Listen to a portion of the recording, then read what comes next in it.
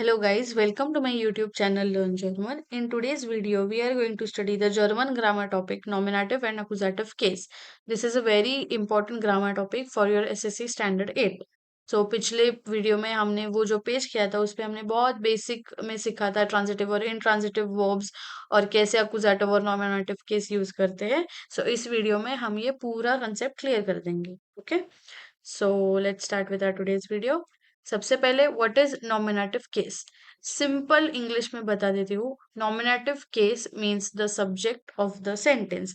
जो भी सब सेंटेंस का सब्जेक्ट होता है वो नॉमिनेटिव केस में होता है. Okay, means the one who is doing the action, जो वो एक्शन कर रहा है. अगर आपको ढूंढना है कि सब्जेक्ट कौन है सेंटेंस का, सो आपको पूछना है the question who is doing the action और what is doing the action. जो एक्शन कर रहा है वो नॉमिनेटिव केस में होता है. ओके, सो इसका रूल बस एक ही है. The noun and it's article is in the nominative case if it's the subject of the sentence. अगर वो सब्जेक्ट ऑफ द सेंटेंस है तो वो नॉमिनेटिव केस में है. फॉर एग्जाम्पल, देयर हुंड बेल्ट, मतलब the dog barks. Now we ask the question who is barking, कौन भौंक रहा है. Their hund. The dog is barking. So the dog is the subject of the sentence.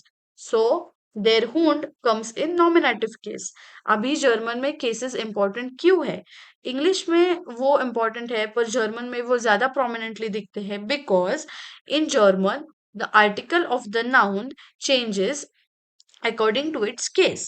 Firstly, दूसरी बात, वो केस दिखाता है, वो आर्टिकल जो होता है वो दिखाता है कि what the noun place function, grammatical function in the sentence. Correct.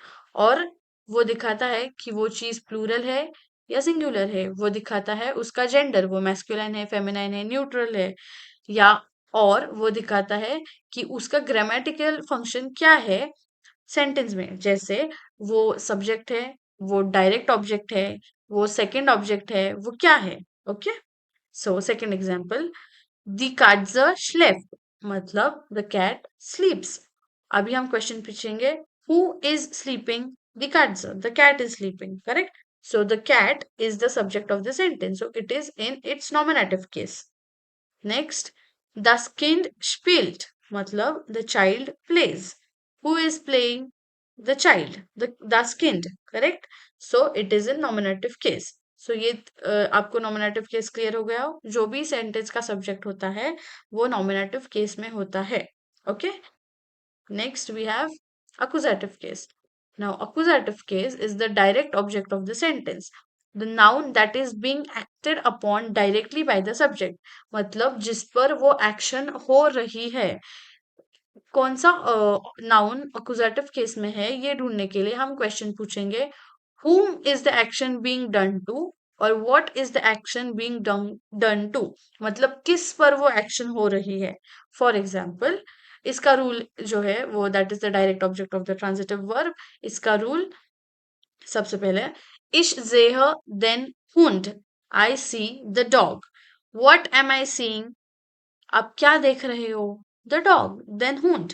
So that is why the hund is in accusative case. It is the direct object of the sentence.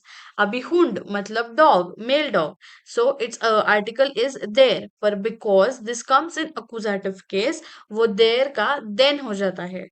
Second example, ich kaufe die Katze. I buy the cat.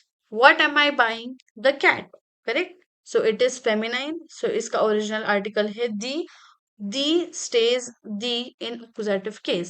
हमने पिछले page पर ही सीखा कि masculine noun का article change हो जाता है अकुजेटिव case में. फेमिनाइन और न्यूट्रल नाउन का चेंज नहीं होता. That's why the remains the.